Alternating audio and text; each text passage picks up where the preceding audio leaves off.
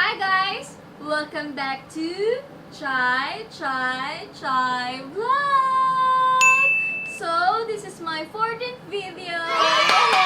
In today's video, may panibago na naman tayong i-unbox. At yan ang ASUS ROG Strix G15. So, nabili to sa Scan and Print Graphic House sa may Cyberzone Mall of Asia. Ang original price niya is 99,950 pesos. Sa araw na binili mo ito, merong 7 days replacement and 2 years warranty. So if you're interested, keep on watching! Itong ROG G15, i-unbox natin siya. Papakita ko sa inyo kung ano yung una ninyong makikita kapag binuksan yung box and ano yung mga inclusions niya. So tara, let's open it!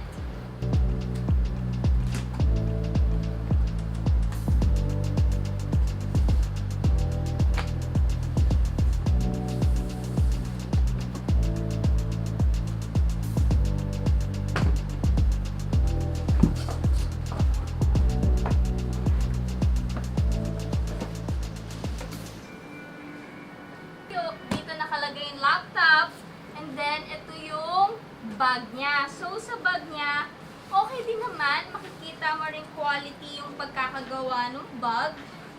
And ganyan siya.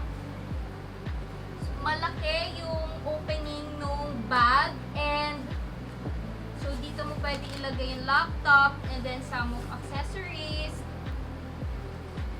So backpack. So, sa harapan, meron pa siyang another lalagyan. So, meron din siyang free na USB. So, 64GB. And ganito siya kalaki. So, ayan.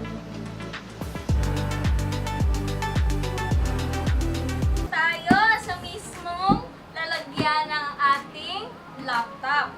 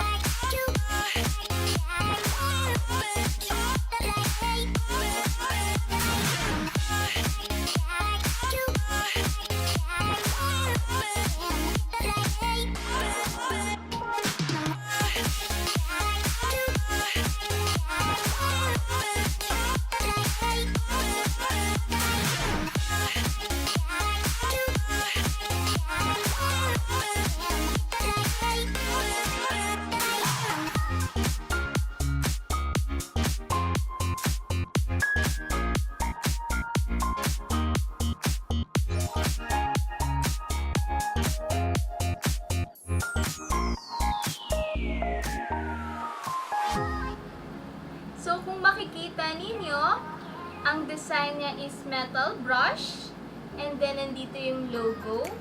Other side, merong 3 USB port at saka yung saksakan ng audio.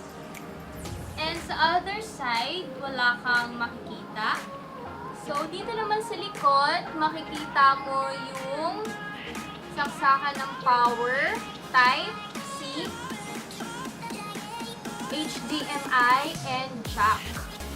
Wala itong card reader and built-in camera. So, let's open it.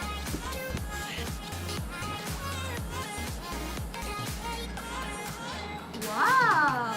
Tunog pa lang ng pagbukas. Sobrang ganda na. And makikita ninyo, RGB keyboard siya. And meron siyang press and hold. So, dito na kayo mag-numpad. Then, meron siyang right-click and left-click button.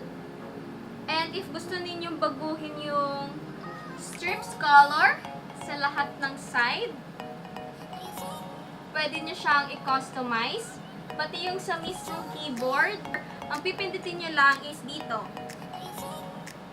And then, lalabas na siya kung saan pwede kayong mamili na ng color na gusto ninyo. Specs nitong laptop na to ay 1040Hz screen display, CPU na i7 Intel Core 10thGen, 16GB RAM, with the GPU of RTX2060. So kung naghahanap ka ng laptop for gaming, photo editing, video editing, isa to sa laptop na pwede mo ding i-consider sa iyong option. So that's it. And don't forget to like and subscribe. Bye!